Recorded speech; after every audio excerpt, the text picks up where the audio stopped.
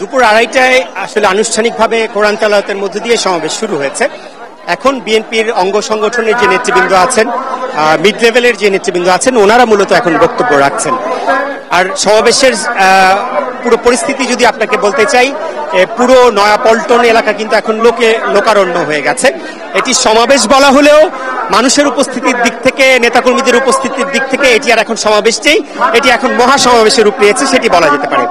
আপনাকে নিশ্চয়ই আপনি আমাদের ক্যামেরার চোখে দেখতে পাচ্ছেন এই সমাবেশের আকার। নয়াপল্টন বিএনপির কেন্দ্রীয় কার্যালয়ের সামনে স্থান নির্ধারণ করা হলেও এই সমাবেশ পশ্চিম দিকে যদি বলি, কাকরাইল মসজিদ, শান্তিনগর থেকে শুরু করে পুরনো পল্টন, সেই এলাকায় কিন্তু নেতাকর্মীদের উপস্থিতি ছড়িয়ে গেছে। তারা নয়াপল্টনের দিকে আসার চেষ্টা করেছেন, কিন্তু মানুষের উপস্থিতির কারণে নেতাকর্মীরা এই দিকে আর আসার এখন কোনোভাবেই সুযোগ নেই। এই কারণে ঢাকা এবং ঢাকার আশেপাশের জেলা থেকে যারা এসছেন তারা এখন সেই সব যে এখানে ফাঁকা জায়গা পাচ্ছেন সেখানেই অবস্থান করছেন, যেটি মূল সমাবেশ থেকে অনেক দূরে, কয়েক কিলোমিটার দূরে। আর পূর্ব দিকে যদি বলি, সেটিকে ফকিরাপুর, মতিঝিল এলাকা কিন্তু এখন লোকারণ্য হয়ে গেছে। মূলত নরসিংদী বা ওই অঞ্চলের নারায়ণগঞ্জ, ওই অঞ্চল থেকে নেতাকর্মী যারা এসছেন তাদের অবস্থানটা এখন সেখানে রয়েছে। এই সমাবেশের নানান দিক থেকে এই সমাবেশ অত্যন্ত গুরুত্বপূর্ণ আজকে বিএনপির কাছে, কারণ এই সমাবেশের প্রধান অতিথি বিএনপির ভারপ্রাপ্ত চেয়ারম্যান তারেক রহমান, যিনি জানেন যে আপনি এই বিগত সরকারের রাজনৈতিক প্রতিহিংসার কারণে এখন নির্বাসিত জীবন যাপন করছেন। তিনি এই সমাবেশে ভার্চুয়ালি যুক্ত হয়ে আজকে দিক নির্দেশনামূলক বক্তব্য দেবেন।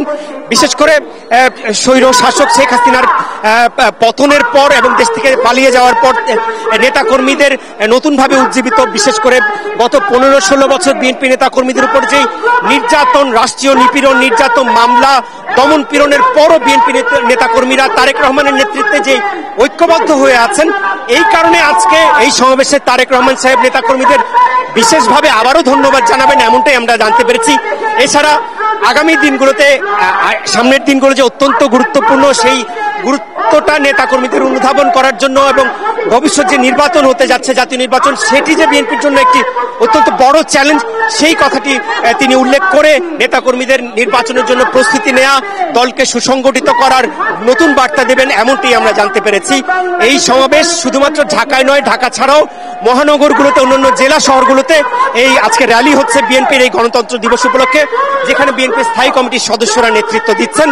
এই সমাবেশে মির্জা ফখরুল সভাপতিত্ব করছেন।